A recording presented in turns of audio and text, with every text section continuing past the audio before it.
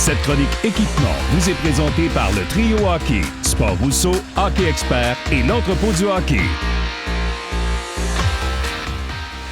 Bienvenue encore cette semaine à notre chronique sur l'équipement de hockey en compagnie d'Éric Dupont du Trio Hockey. Éric, bonjour. Salut, Danny. Écoute, tu nous as amené par un trio, 3 affaires bien différentes. J'ai hâte de t'entendre à propos de ça parce que je suis un peu déstabilisé. Tu m'as fait comme une petite surprise aujourd'hui. Oui, bien, on parle souvent du hockey organisé sur la patinoire dans les arénas, le hockey mineur ou les ligues de garage, tout ça, mais on oublie tout le temps le segment qui est probablement le plus populaire au Québec, c'est le hockey extérieur, comme dans le bon vieux temps. Que j'ai on a grandi, moi plutôt probablement, à jouer sur les patinoires extérieures à moins 20, on est au Québec, mais on a tellement de solutions pour les joueurs qui aiment l'extérieur, c'est ça qu'on va parler aujourd'hui. Parlant de tout ça, tu nous as amené 2 paires de patins, une de CCM et une de Bauer. Qu'est-ce qui les caractérise ou qui en fait des patins peut-être plus adéquats pour le hockey extérieur? Ouais, on a souvent la perception que les patins, les bâtons, les gants, l'équipement en général coûtent très, très cher. Ouais. C'est pas faux. Il y a des produits, des patins qui coûtent vraiment cher pour le haut de gamme pour les joueurs élites. Mais on oublie pas. Faut pas oublier qu'il y a des patins très abordables qui sont faits. Puis il y a quand même de la recherche et développement qui est mis dans un patin bas de gamme. Donc les compagnies comme Bauer, CCM prennent ça très au sérieux. Puis il y a tellement d'options disponibles à des prix qui pourraient sûrement surprendre les gens. Comme ça, on parle à peu près dans quelle brochette? Bien ça, on parle d'un patin de moins de 200 $. C'est vraiment très abordable, donc...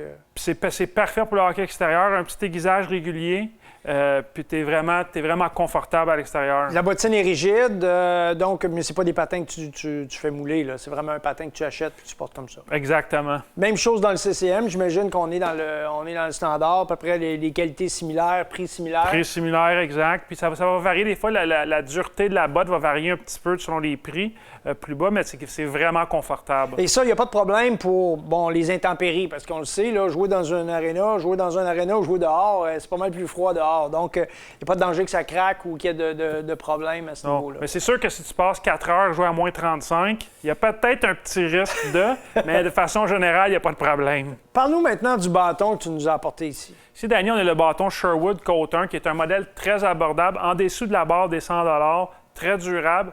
Évidemment, ça n'a pas le poids d'un bâton haut de gamme, mais quand même, durabilité, performance, c'est quand même là. Bien, un des indicateurs, je trouve, c'est quand même que l'endroit où on va le couper, il y a quand même une mesure pour le niveau de flexibilité, donc le flex. Alors, quand même, là, ça donne une idée que c'est un bâton de qualité. On a un indicatif par rapport à l'endroit où on coupe le bâton, le niveau de flexibilité qu'on va obtenir. Exactement. C'est quand même, peu importe le prix du bâton, il faut que tu choisisses la bonne rigidité puis tu le coupes à la bonne hauteur pour que ce soit le plus performant possible. Les gants, maintenant, on est dans les gants de base. On le voit par la couleur, le cosmétique. Souvent, il y a beaucoup à voir avec le cosmétique. Hein? Je veux dire, plus c'est cher, plus la qualité des matériaux, mais aussi l'espèce de les couleurs, le design. On met plus d'énergie là-dessus également. Oui, on peut voir. Puis il y a quand même de la recherche et développement qui est fait là-dessus. Souvent, la différence avec un gant plus bas de gamme, avec un gant haut de gamme, c'est souvent les inserts de plastique puis le nylon qui est utilisé et la paume. Évidemment, un gant moins cher, la paume est quand même durable, mais elle n'a pas la même performance qu'un haut de gamme. Et pour les lattes en avant, c'est la même chose. Donc, les différentes densités de mousse, etc., le niveau de sécurité est peut-être plus accru avec un gant de plus haut de gamme. Exactement. C'est vraiment la différence majeure entre les deux. Puis on parle de même qualité là, dans le Bauer et dans le Sherwood. Exact. Puis il y a des choix de couleurs, des choix de grandeur, junior, senior. Donc, il y a vraiment une panoplie à des prix différents qui sont vraiment intéressants.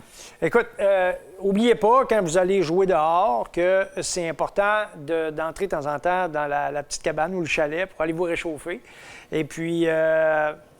une bonne tuque, c'est important aussi. Oui, effectivement. Des tuques, comme on se souvient tout de la tuque à Théo il y a quelques années. Oui, maintenant ça fait partie de la mode de porter une tuque en plus. Oui. Donc, le hockey extérieur avec une tuque, des patins, des gants, un bon bâton, c'est des journées, des après-midi mémorables. De plaisir. On reste jeune longtemps. Alors, merci Éric et la semaine prochaine, on parle de bâton.